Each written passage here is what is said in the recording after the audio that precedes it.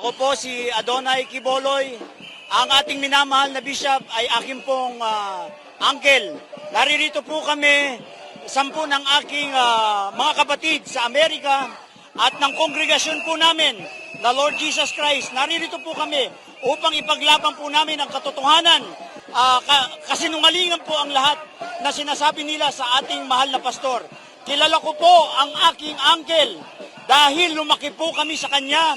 Siya po ang nagpayo sa amin kung paano po tumayo at sumunod sa katotohanan. Naririto po kami upang ipaglaban namin ang katotohanan na lahat ng akusasyon laban sa aking uncle ay wala pong katotohanan. Kailangan po tayong magkaisa.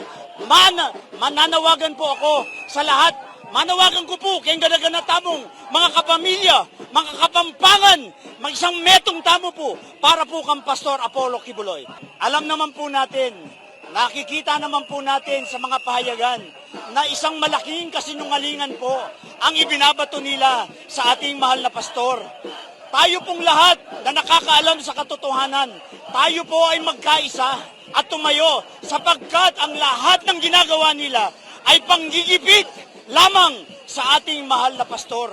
Hindi na po tayo pupunta sa politika, mga kapatid.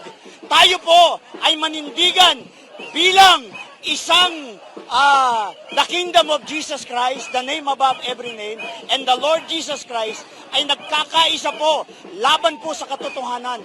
Ang katotohanan po ang ating ipaglaban. Wala po sanang halong kasinungalingan, walang halong panggigipit sa ating mahal na pastor. Huwag na po nating haluan ng politika. Tayo po ay lumaban sa katotohanan. Kasinungalingan ang lahat ng ibinabato nila sa ating mahal na pastor. Hustisya! Hustisya! Para sa ating mahal na pastor. Kay Senadora Ontiveros, alam ko po, meron po kayong konsensya. At alam ko po na isang matinong mamamayan kayo.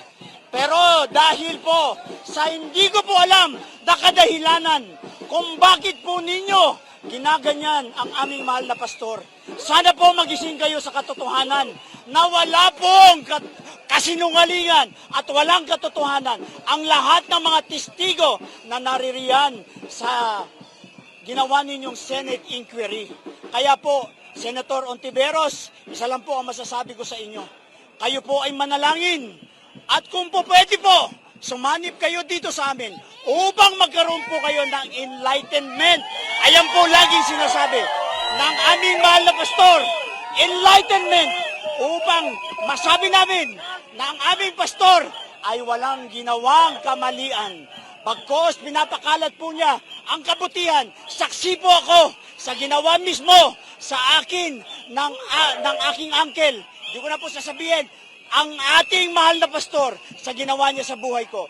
Kaya mga kapatid, Kingdom of Jesus Christ, young people, lahat po, nakikisa kami sa katotohanan.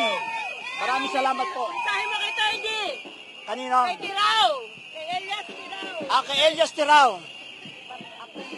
Wala akong maingon sa imo, bay.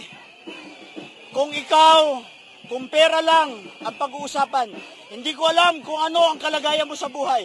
Pero kung nagpabayad ka para siraan ang ating mahal na pastor, ikaw ay nagkakamali. Darating ang araw, ang sabi ng Biblia, ahabulin ka ng iyong kasalanan.